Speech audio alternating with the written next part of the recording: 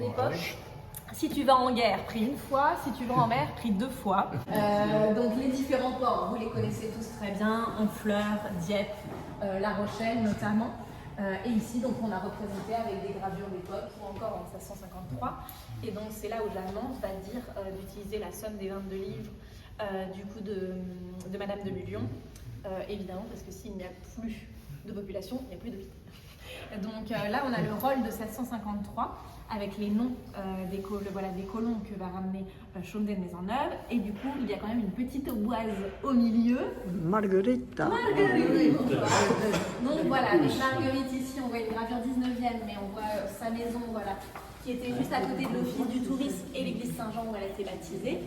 Et ici, derrière vous, donc Jalmans évidemment et Marguerite Bourgeoys sont très liées, c'est une amitié de toute une vie, puisque Marguerite Bourgeoys sera sur son lit de mort sur le lit, mais 1673 exactement. 73. Et ici on va parler de l'épopée entre les 2 jeunes femmes en 1659, où elles viennent respectivement chercher des hospitalières pour Jalmans et des nouvelles recrues, troyennes essentiellement aussi, pour Marguerite Bourgeoys, du coup pour sa nouvelle congrégation. Et donc ici, c'est un prêt exceptionnel de la compagnie de Saint-Sulpice de Paris.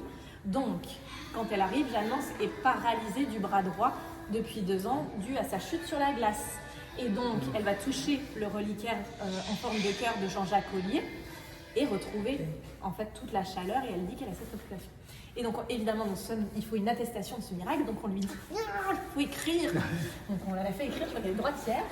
Et donc, vous avez ces quelques lignes que vous voyez ici. Donc, ce sont des lignes 5 lignes tremblantes.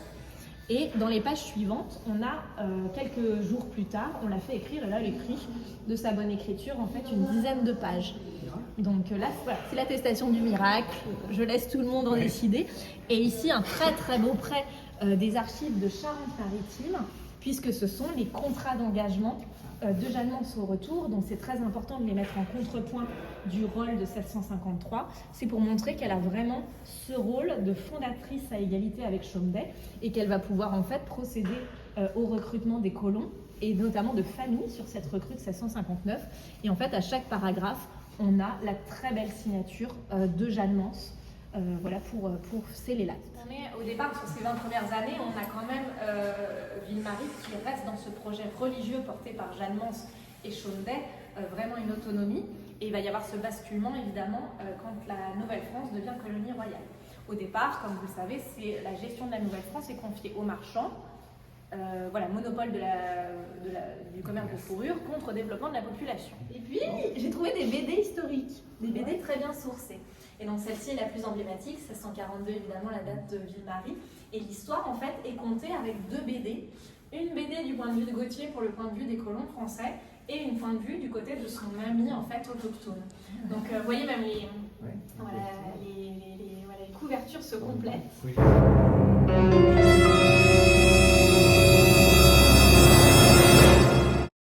Et c'est important aussi de le signaler par rapport à toute l'historiographie qui nourrit l'exposition.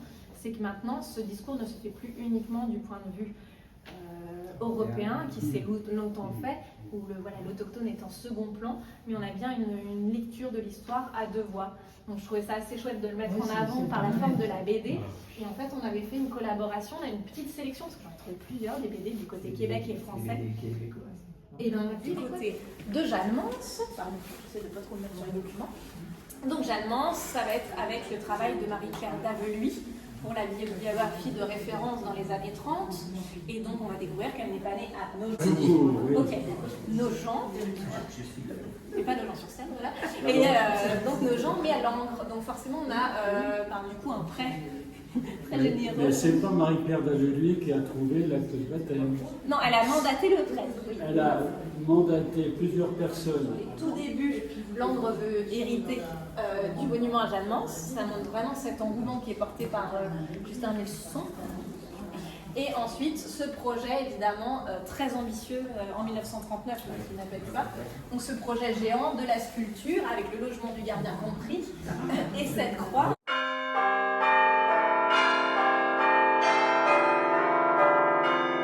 On va quand même arriver à aboutir avec le projet de Jean Cardot, donc inauguré en 68. Donc là, vous avez le plâtre dont on a la chance en fait de ce plâtre définitive qui est au collège du Sacré-Cœur, donc il a prêté pour l'occasion.